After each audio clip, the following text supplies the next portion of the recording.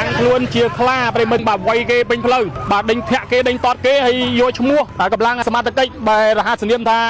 07បាទហើយជនសង្ស័យហ្នឹងគាត់ដេញវាយអណៃគាត់អាងថាម៉េចគាត់កូនខ្លា07គាត់ថាគាត់កូនខ្លា07បាទតែមេគាត់07បាទខ្លាខាងណាវិញអត់ដឹងខ្លាខាងណាគាត់ថាគាត់កូនចៅ07គាត់ថាកូនខ្លាហើយកូនចៅ07បាទម្ដងវាយ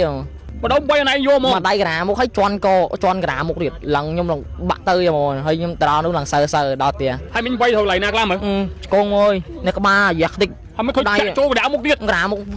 មុខបង្ហើមអត់ណាមើលក្បាលអូលងបៃឈាមបាទដែលអាងថាមេរបស់ខ្លួនហ្នឹងគឺមានរហ័សនាមហើយ07ប្រិមិត្តក្រោយពីវាយអនឯងហើយគឺគាត់គម្រាមម៉ៃថាមិនខ្លះគាត់ថាឲ្យងើបជូនគាត់ប្រាប់គ្នាខ្ញុំទៀតឲ្យងើបជូនខ្ញុំទៅពេទ្យដល់ពេលជីងើបឡើងទៅហើយជីដល់មកមុខតិចហ្នឹងគាត់ថាឲ្យខ្ញុំជីទៅ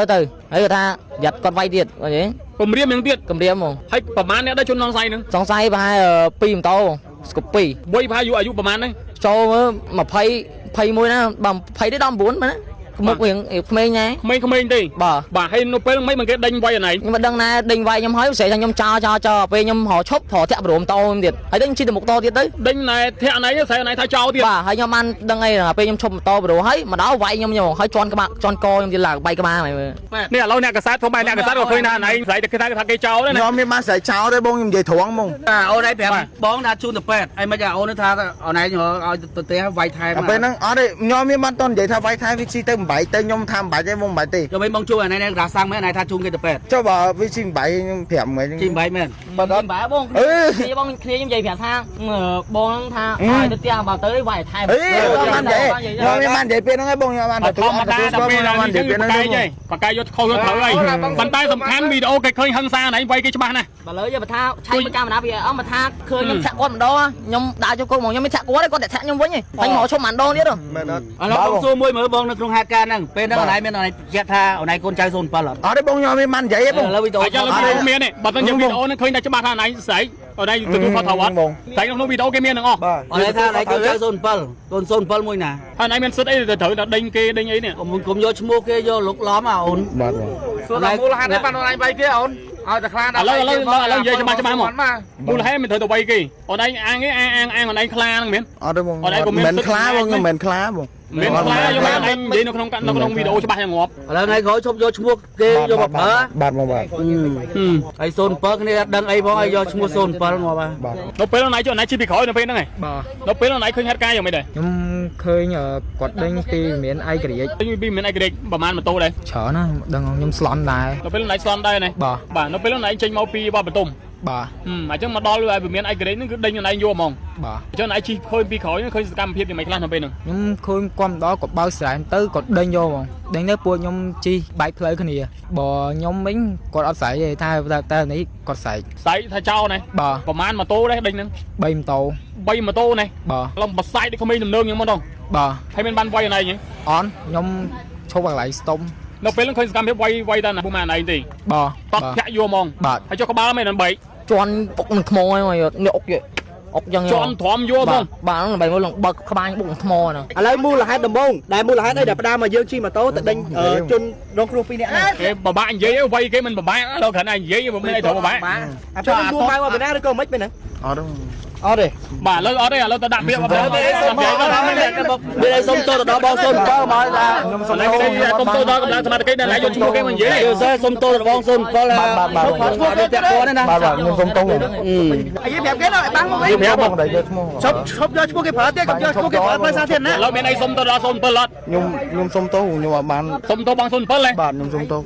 ដែលយកឈ្មោះមានអណៃម្នាក់បាទជឿថាដល់យកឈ្មោះគេប្រើផ្ដេកផ្ដាស់ប្រិមត្តទូទាំងជនយើងបាទសមត្ថកិច្ចខ្ញុំនិយាយថងបាទព្រោះខ្ញុំឃើញគាត់នឹងគឺសកម្មនៅក្នុងការធ្វើការងារណារហ័សនាម07ហ្នឹងបើក្រាបក្មេងដំណើរឯងបានច្រើនណាស់បាទប្រិមត្តបាទលើខាងកម្លាំងសមត្ថកិច្ចបញ្ជូនខ្លួនទៅប្រិមត្តបងប្អូនចង់ប្រើផលិតផលកូរ៉េសុទ្ធ100%មិនប៉ះពាល់ដល់សុខភាពគឺផលិតផលក្រុមហ៊ុន MAEE មានទាំងអាហារបំប៉នសុខភាពគ្រប់ប្រភេទមានទាំងគ្រឿងសម្អាងប្រភេទលេគ្រប់មុខនិងមានប៊ីចេង MAEE ជាប៊ីចេងសុខភាពមានសុវត្ថិភាពដល់អ្នកប្រើប្រាស់អាចដើររកទិញតាមតូបតាមផ្សារ25ខេត្តក្រុងឬអាចរកទិញតាមเพจតំណាងចែកចាយទាំងអស់បានព្រមទាំងតាម Telegram Instagram និង Page របស់ក្រុមហ៊ុនបាទប្រិមត្តទូទាំងសេជនយើងឥឡូវនេះគឺមានយុវជនម្នាក់គឺរត់មកពឹងឲ្យខ្ញុំធ្វើការជួយផ្សព្វផ្សាយដោយសារតែមានក្រុមជនសង្ស័យដែលអះអាងថាខ្លួននឹងគឺជាខ្លារបស់កម្លាំងសមត្ថកិច្ចគឺបានធ្វើការធាក់ផ្ដួលម៉ូតូរបស់គាត់ហើយគឺបានវាយកត់នឹងធាក់ចូលកណ្ដាលមុខគាត់ដែលមិនដាល់ឲ្យឥឡូវនេះគឺរងរបួសបែកក្បាលផងប្រិមត្តទូទាំងសេជនដោយប្រិយបានឃើញហើយបើតាមការបញ្ជាក់ពីគាត់នឹងថាជនសង្ស័យខាងលើបាទគឺជាខ្លារបស់កម្លាំងសមត្ថកិច្ចដែលអះអាងថាមេរបស់ខ្លួននឹងគឺមានរហស្សនាម07ប្រិមិត្តបងប្អូនអាចបញ្ជាក់ប្រាប់បងទីបានទេមុនពេលកើតហេតុគឺអនឯងជិះម៉ូតូទៅណាហើយគោបំណងទៅណាហេតុអីបានជាគេដេញធាក់អនឯងមិនកាលហើយខ្ញុំជិះម៉ូតូពីវត្តតុំទៅផ្ទះវិញហ្មងផ្ទះខ្ញុំនៅក្រុងស្ពានតេជោពេលជិះដល់ផ្លូវ IM ដេញមកខ្ញុំយកហ្មងបាទនៅពេលណាជិះម៉ូតូប្រហែលអ្នកខ្ញុំជិះប្រហែលចូល5 6ម៉ូតូព្រោះផ្លូវផ្ទះពួកខ្ញុំចិត្តគ្នាចូលទៅក្រុមបាទមិនជិះមកពីដេញ3កាប់ចាក់គ្នាទេអត់ទេខ្ញុំជិះវត្តតុំអង្គុយលេងហើយខ្ញុំហោបុកផ្ទះស្អែកធ្វើការហ្មងអញ្ចឹងហ៎បាទហើយនៅពេលមិនគេដេញវាយអនឯងខ្ញុំមិនដឹងណាដេញវាយខ្ញុំហើយស្រីថាខ្ញុំចោលពេលខ្ញុំហោឈប់ប្រធាក់ប្រូម៉ូតូខ្ញុំទៀតហើយខ្ញុំជិះទៅមុខតទៀតទៅអញ្ចឹងដេញណែធាក់អនឯងស្រីអនឯងថាចោលទៀតបាទហើយខ្ញុំបានដឹងអីពេលខ្ញុំឈប់ម៉ូតូប្រូហើយមកដល់វាយខ្ញុំហើយជន់ក្បាលជន់កខ្ញុំទៀតឡើងបែកក្បាលហើយហើយជនសង្ស័យហ្នឹងគាត់ដេញវាយអនឯងគាត់អាងថាម៉េចគាត់កូនខ្លា07គាត់ថាគាត់កូនខ្លា07បាទតែមេគាត់07បាទខ្លាខាងណាវិញអត់ដឹងខ្លាខាងណាគាត់ថាគាត់កូនចៅ07គាត់ថាកូនខ្លាហើយកូនចៅ07បាទមកដល់វាយម្ដងវាយអនឯងយកមកដៃក្រាមុខហើយជន់ក្រាមុខទៀតឡើងខ្ញុំឡើងបាក់ទៅហ្មងហើយខ្ញុំទៅដល់នោះឡើងសើដល់ផ្ទះបាទក្រោយពីវាយអនឯងហើយគឺគាត់គម្រាមម៉ៃថាម៉េចខ្លះគាត់ថាឲ្យងើបជូនគាត់ប្រាប់គ្នាខ្ញុំទៀតឲ្យងើបជូនខ្ញុំទៅពេទ្យពេលជិះងើបឡើងទៅហើយជិះដល់មកមុខតិចហ្នឹងគាត់ថាឲ្យខ្ញុំជិះទៅហើយគាត់ថាយ៉ាត់គាត់វាយទៀតឃើញទេគម្រាមយ៉ាងទៀតគម្រាមហ្មងហើយប្រហែលអ្នកដែលជនសង្ស័យហ្នឹងសង្ស័យប្រហែល2ម៉ូតូស្គូពីហើយម៉ូតូបាទស្គូពីសិតតែស៊ីវិលហ្មងណាបាទអាសង់បាទវ័យប្រហែលអាយុប្រហែលហ្នឹងចូល21ណាបាទ20ទៅ19មែនមុខរៀងក្មេងណាក្មេងទេបាទហើយជាប្រហែលម៉ូតូ2ម៉ូតូដេញមកដំបងច្រើនតែពេលទៅដេញគ្នាខ្ញុំវាយគ្នានៅ IM ទៀតតែវាយទៅថាច្រឡំហើយមកដេញបុកមកដេញវាយខ្ញុំទៀតវាយគ្នានៅ IM មួយទៀតដេញ3តែប្រទេសរំដាស់តាមផ្លូវហ្នឹងទៅបាទវាយគ្នាខ្ញុំឲ្យថាច្រឡំថាវាយមិនដូចច្រឡំហើយមកដេញមកឲ្យវាយខ្ញុំជន់កខ្ញុំបាទហើយអាងថាកូនចៅរបស់07បាទថាកូនខ្លានឹងច្បាស់ណាបាទហើយខ្ញុំឲ្យចោលថាខ្ញុំចោលលុយគេហើយខ្ញុំអត់មានបានលុយគេមក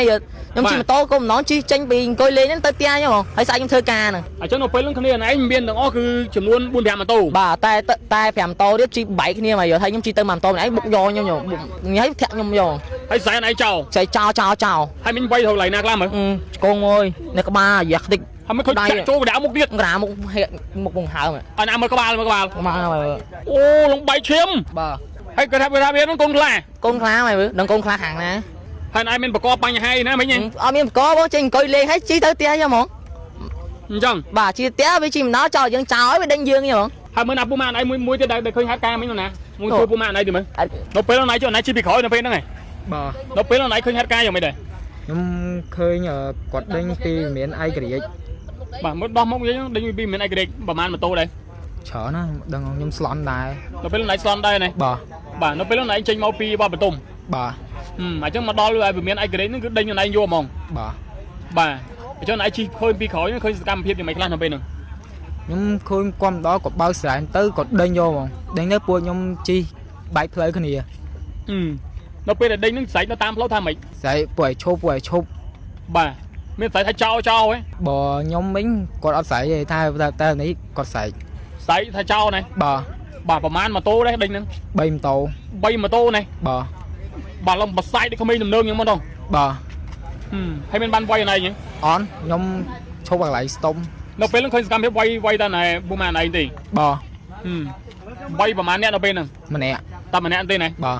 វាយប្រើអីគេបងឬមួយក៏ដុំថ្មឬមួយក៏ដៃជើងដៃជើងតត់ធាក់យកហ្មងហើយចុះក្បាលមិនដល់បែកជន់ពុកនឹងថ្មហ្នឹងនេះអុកយ៉ាងជន់ធំយកហ្មងបាទហ្នឹងដើម្បីមកបើកក្បាលបុកថ្មហ្នឹងបាទឥឡូវមើលឯងមានអីផ្ដាំផ្ញើទៅកាន់គាត់ទេតាមណាយេបើថាបើគាត់ជាខ្លារបស់សមត្ថកិច្ចឯងមានអីសំណុំពរទៅដល់កម្លាំងសមត្ថកិច្ចដើម្បីធ្វើការស្រាវជ្រាវហ៎សំណុំពរសមត្ថកិច្ចស្រាវជ្រាវរកយុទ្ធធម៌ខ្ញុំផងព្រោះបើថាខ្លាហ្នឹងគេចាប់យើងបានគេយកយើងទៅពរនេះហើយយើងមានធ្វើខុសឯម្ដងលេងជន់យើងខ្លាក៏អត់មានសិទ្ធិនៅក្នុងការចាប់ដែរបាទទូរប្រតិបត្តិការហ្នឹងគឺមានសមត្ថកិច្ចមានអីខ្លាមានសិទ្ធិតែត្រឹមតែ ជាការបោះពុងឲ្យសមត្ថកិច្ចចេះមួយជាពីរទេប្រិមត្តទូទាំងជនយើងខ្លាចមានទឹកមកប្រើប្រាស់អំពើហិង្សាទៅលើអាពួកគាត់ទេប្រិមត្តទូទាំងជនយើងអានេះបាយយកមកវាយគាត់មកតាមចាប់គាត់ដូចចោលដូចគាត់នឹងជាជនល្មើសណាប្រិមត្តទូទាំងជនយើងបាទនេះឥឡូវអ្នកកសែតផងបាទអ្នកកសែតក៏ឃើញថាណៃស្រីតែគេថាគេចោលទេណា ខ្ញុំមានបានស្រែកចោលទេបងខ្ញុំនិយាយត្រង់ហ្មងខ្ញុំមានបានស្រែកពាក្យចោលទេ ចាអូនឯងប្រាប់បងថាជូនទៅពេទ្យអីមិនចាអូនថាអូនឯងឲ្យទៅផ្ទះវាយថែម ពេលហ្នឹងអត់ទេខ្ញុំមានបានតន់និយាយថាវាយថែវាស៊ីទៅ8ទៅខ្ញុំថា8ទេបង8ទេ ចុះមិនបងជួយអានេះរ៉ាសាំងមែនឯងថាជូនគេទៅពេទ្យ ចុះបើវាស៊ី8ខ្ញុំប្រាប់មែន ជី8មែន បើអត់បែបងគ្នាបងគ្នាខ្ញុំនិយាយប្រាប់ថាបងថាឲ្យទៅផ្ទះបើទៅវាយថែម អេបាននិយាយខ្ញុំមានបាននិយាយពេលហ្នឹងឯងបងខ្ញុំបាន ធម្មតាដល់ពេលណានិយាយពេលហ្នឹងបកាយយកខុសយកត្រូវហើយប៉ុន្តែសំខាន់វីដេអូគេឃើញហិង្សាណៃវាយគេច្បាស់ណាស់ បើលើយកបើថាឆៃមើលកាមេរ៉ាវាអស់បើថាឃើញខ្ញុំចាក់គាត់ម្ដងខ្ញុំដាក់ចូលគុកមកខ្ញុំមិនចាក់គាត់ទេគាត់តែចាក់ខ្ញុំវិញឯងហើយមកឈប់ម្ដងទៀតហ៎ មែនអត់ បាទ ចាក់ពេលហ្នឹងមិនលេងគេចុះ ឥឡូវបងសួរមួយមើលបងនៅក្នុងហេតុការណ៍ហ្នឹងពេលហ្នឹងអូនឯងមានអូនឯងជាក់ថាអូនឯងកូនចៅ07អត់ អត់ទេបងខ្ញុំមានបាននិយាយទេបង ឥឡូវវីដេអូ អាចលើវីដេអូមានទេបើមិនយើងវីដេអូនឹងឃើញតែច្បាស់ថាណៃស្រីអូនឯងទទួលខុសត្រូវអត់ បង តែក្នុងវីដេអូគេមានទាំងអស់ អូនឯងថាអូនឯងកូនចៅ07កូន07មួយណា 07មួយណា បាទហ៊ានទទួលទេ ហើយណៃមានសិទ្ធអីទៅត្រូវតែដេញគេដេញអីនេះ កុំយកឈ្មោះគេយកលុកឡំអូន បាទបង សួរថាមូលហេតុអីបានអូនឯងវាយគេអូនឲ្យតែខ្លាច ឥឡូវនិយាយច្បាស់មកមូលហេតុមិនត្រូវទៅវាយគេអូនឯងអាងគេអាងអូនឯងខ្លាហ្នឹងមែន អត់ទេបងមិនខ្លាបងខ្ញុំមិនខ្លាបង មានខ្លាយកមកឯងនិយាយនៅក្នុងវីដេអូច្បាស់យ៉ាងងាប់ ឥឡូវថ្ងៃក្រោយឈប់យកឈ្មោះគេយកមកប្រើ បាទបងបាទ ហើយ07គ្នាអត់ដឹងអីផងឲ្យយកឈ្មោះ07ងាប់ហើយ បាទបាទ ទៅផ្ទះពុំមីដែរ អូនឯងមើលសួរនេះមិនឯងឈ្មោះគេ បាទបង ឈ្មោះគេ នេះមួយសិត មួយសិតបាំងមុខទេទៅឯងក្បាលហ្នឹងមាននៅគេអត់កើតអីទេឈ្មោះមកឲ្យខ្លាចអីឈ្មោះមកខ្លាចទេយើងវាយគាត់ខ្លាចផង តោភ័យ ពេលគាត់គេមកយើងអាចញ៉ាទៅអត់យើងខ្លាចទេដល់ពេលគាត់ឃើញកាមេរ៉ាអូនឯងខ្លាចមិន បងណាពេលដំបងជាហ៊ានដំបងមូលហេតុអីដែលបណ្ដាអូនជីដេញគេសិនឥឡូវអូនឯងបញ្ជាក់ពីដំបង ឥឡូវអីទេបាច់បាំងមុខឯងមក ឥឡូវមិនបានឥឡូវអូនឯងនិយាយឲ្យស្រួលស្ដាប់ឲ្យយល់មកគ្នាតោះឥឡូវមូលហេតុដំបងដែលមូលហេតុអីដែលផ្ដាមកយើងជិះម៉ូតូទៅដេញជនរងគ្រោះពីរនាក់ហ្នឹង គេបបាក់និយាយវាយគេមិនបបាក់ដល់គ្រាន់តែនិយាយមិនមានអីត្រូវបបាក់ អាពេលមួម៉ៅឲ្យបណ្ដាឬក៏មិនពេលហ្នឹង អត់ទេ អត់ទេ បាទឥឡូវអត់ទេឥឡូវទៅដាក់ពាក្យមកទៅសុំនិយាយទៅ មានឲ្យសុំទោសទៅដល់បង07មកថា ខ្ញុំសុំទៅដល់កម្លាំងសមាជិកដែលយកឈ្មោះគេមកនិយាយ យល់សើសុំទោសទៅបង07ឈ្មោះគេពាក់ព័ន្ធទេណា បាទខ្ញុំសុំតោះ បាទ ឈ្មោះគេប្រើអញ្ចឹង ដេញពី អញ្ចឹងឈ្មោះគេប្រើទៀតថ្ងៃក្រោយ អញ្ចឹងណៃច្បាស់មិញថាណៃស្រីថាមិនណៃ07 អត់ទេខ្ញុំអត់បាននិយាយ នៅបកាយអត់ទៀតណា ចុះកាមេរ៉ាគេថតបានវីដេអូគេថតបានអូនឯងនៅកែងគេដៃឈ្មោះគេប្រើអីសុំ យើងគាត់និយាយទៅតែខ្ញុំគាត់យកឈ្មោះគាត់និយាយទៅ ខ្ញុំសុំតោះ សុំតោងថ្ងៃក្រោយក៏ប្រើឈ្មោះគេទៀតបើយើង យកឈ្មោះគេទៀតលឺអត់ អីប្រាប់គេដល់បាំងមកវិញ ប្រាប់ បងដែលយកឈ្មោះ ឈប់យកឈ្មោះគេប្រើទៀតកុំយកឈ្មោះគេប្រើដោយសារធារណៈ ឥឡូវមានអីសុំទៅដល់07អត់ ខ្ញុំសុំតោះខ្ញុំអត់បាន សុំទៅបង07ហ៎ បាទខ្ញុំសុំតោះដែលយកឈ្មោះបង បាទជឿដល់យកឈ្មោះគេប្រើប្រទេសផ្ដាស់ប្រិមត្តទូទាំងជនយើងបាទសមត្ថកិច្ចបើខ្ញុំនិយាយថងបាទព្រោះខ្ញុំឃើញគាត់នឹងគឺសកម្មនៅក្នុងការធ្វើការងារណាអរហត្ថនាម07ហ្នឹងបើក្រាបក្មេងដំណើរឯងបានច្រើនណាស់បាទប្រិមត្តទូទាំងជនបាទលើខាងកម្លាំងសមត្ថកិច្ចបញ្ជូនខ្លួនទៅប្រិមត្តបាទ បងវាយគ្នាទៅ បាទ ហើយចាំតិចឲ្យមើលប្រព័ន្ធនេះពងញ៉ៃនេះ បាទឥឡូវយកតាណាវិញមក ប្រព័ន្ធអើយបាក់ខាងព្រំទាន់ដល់ស្រាល យកទៅ យកអូនតា យូបងមកបង បងនេះ ចាំមែនខាងបងហ្នឹង បាទ ឥឡូវយកតាណាបងយកតប៉យកទៅក្នុងការតាំងខ្លួនខ្លា ទៅយកទៅសងការបង បងបាយយកទៅក្នុងការយកទៅប៉បងយកតាណាវិញ ទៅសងការនេះបាទ ឥឡូវតាំងខ្លួនជាខ្លាវាយគេពេញផ្លូវតាំងខ្លួនជាខ្លា តាំងខ្លួនជាខ្លាប្រិមត្តទូទាំងជនយើងបាទវាយគេពេញផ្លូវបាទដេញធាក់គេដេញតតគេហើយយកឈ្មោះកម្លាំងសមត្ថកិច្ចបែររហស្សនាមថា07បាទខ្ញុំសូមបញ្ជាក់ជូនបងប្អូនយើងថាកន្លងមកគឺរហស្សនាម07ហ្នឹងគឺគាត់បង្ក្រាបបាត់ល្មើសបានច្រើនណាស់បាទជាពិសេសបង្ក្រាបក្មេងទំនើងអីផ្សេងណាបាទហើយត្រូវបានក្រុមក្មេងទំនើងខាងលើនេះយកឈ្មោះគាត់យកមកប្រើប្រាស់